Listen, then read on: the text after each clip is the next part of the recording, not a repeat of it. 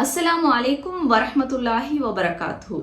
Freedom flotilla காசாவுடைய மக்களுக்கு உதவி செய்யணும் அப்படிங்கிற நோக்கத்துல இந்த உலகத்தில் உள்ள மக்கள் ஏதோ ஒரு வகையில அவங்களால முடியுமான முயற்சிகளை செஞ்சு கொண்டு தானே இருக்கிறாங்க.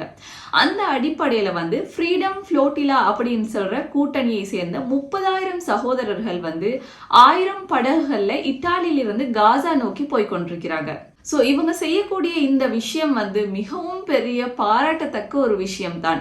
கடல்ல பயணம் செய்யறது அப்படிங்கிறது உயிரையே பணயம் வச்சு செய்யக்கூடிய ஒரு வேலை. இருந்தாலும் காசாவுடைய மக்களுக்கு நம்ம உதவி செய்யணும், அவங்களுக்கு சப்போர்ட்டிவாக இருக்கணும் அப்படின்னு சொல்லி அவங்க பயணிச்சு கொண்டு இருக்கிறாங்க.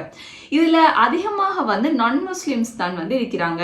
அதே சமயம் 22 வயதுடைய ஒரு பெண்மணி, கிரேட்டா தன்பர்க் அப்படிங்கிற ஒரு 22 வயதுடைய ஒரு பெண்மணி, இவங்க ஏற்கனவே 2 மாதத்துக்கு முன்பு இஸ்ரேலால பிடிக்கப்பட்டு நாடு கடத்தப்பட்ட ஒரு பெண்மணி. சோ அவங்களும் இந்த இதுல பயணிச்சு கொண்டிருக்கிறாங்க அப்படிங்கிறது ஒரு சிறப்பான விஷயம். அல்லாஹ் தஆலா காசாவுடைய மக்களுக்கு உதவி செய்ய நாடினான் அப்படின்னு சொன்னால் கண்டிப்பாக ஏதோ ஒரு வகையில அவங்களுக்கான உதவிகள் போய் சேரும். இந்த ஃப்ரீடம் ஃப்ளோட்டிலா கூட்டணியுடைய மிஷன் 100% சக்சஸ் ஆகணும் அப்படின்னு சொல்லி நம்ம அனைவரும் நம்முடைய பிரார்த்தனைகளை இணைச்சுக்கொள்ளும்.